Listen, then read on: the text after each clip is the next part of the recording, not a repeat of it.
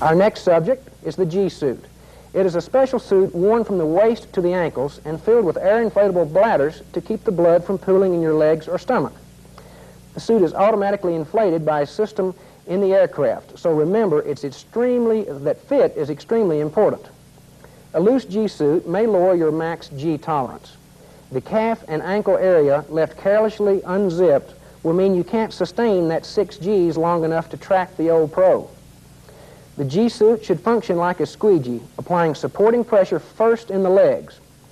To accomplish this, your G-suit should fit comfortably snug in the legs. The waist portion should fit just snugly enough when not inflated to keep it from slipping down on your hips. You should be able to get both hands comfortably between you and the G-suit. Admittedly, you must sacrifice that Toreador profile when walking out to the aircraft, but you don't need 6G protection while walking around the ramp. If the suit is tight in the waist when not inflated, it will act like a tourniquet and trap blood in your lower body when it is inflated.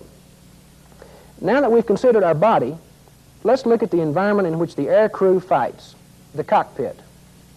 Again, beginning from the top, start with the canopy. It should be clean and free of specks, film, or water spots. Constantly beating your head against the canopy as a result of attacking paint flecks can induce brain damage. Inside the cockpit, the next step is to get rid of any loose or extraneous objects. Only take those items into the cockpit which are necessary for that flight. All objects which are necessary for the flight must be secured in the cockpit. It can be very distracting during a 0 or negative G maneuver to suddenly have the en route supplement or a barf bag plastered all over your visor, blocking the view of a pursued or possibly even a pursuing bandit.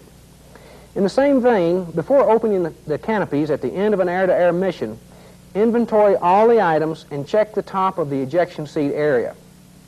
Several inadvertent ejections have occurred, much to the surprise of the involved air crews, when the canopy was opened on the ground and forced a large foreign object into the ejection seat mechanism. While on the topic, never lay your arms up on the canopy rail when taxiing with the canopy open. They've been known to slam shut quickly and unexpectedly. This could adversely affect your golf game. Speaking of the ejection seat, there are several techniques of strapping into the seat which are optimum for the air combat arena. And the lap belt should be very tight and should be retightened in flight prior to entering the exercise area.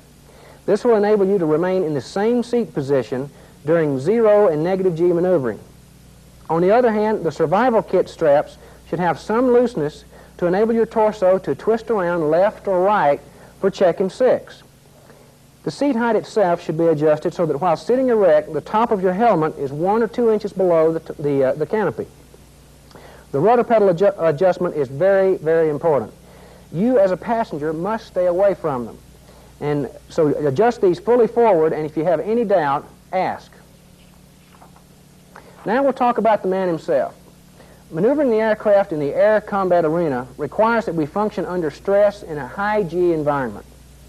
We must be aware of the effect that G forces have on our ability to think, to see, and to communicate.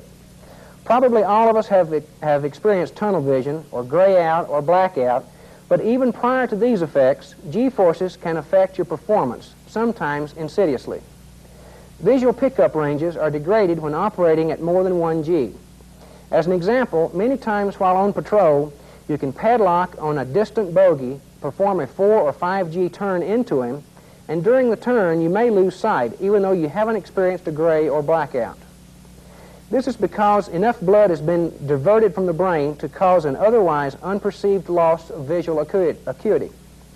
So don't panic if you as a passenger gray out. Just pump your legs hard and alternately compress and relax your stomach muscles. This will force blood into your head and eyes, thereby restoring your vision, or at least preventing a deeper blackout. Your G-suit, of course, is your best friend. One last point. Have you ever noticed that some people seem to have an amazing ability to sight aircraft at long distances in the air? Certainly some of this ability is due to being blessed with a good set of eyes, but some is also due to the proper use of visual lookout techniques.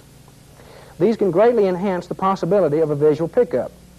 Remember, one of the most important factors in determining the tactical advantages in an air battle is who gets first tally. The threshold of visual detection for fighters can vary from 1 to 20 miles.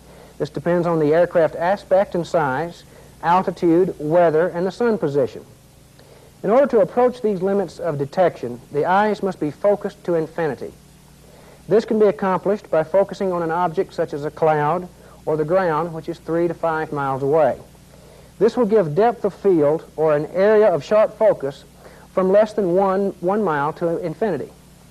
Remember, every time you look inside the cockpit, your eyes are going to refocus to 1 to 2 feet and must be refocused again before efficient visual search can be accomplished.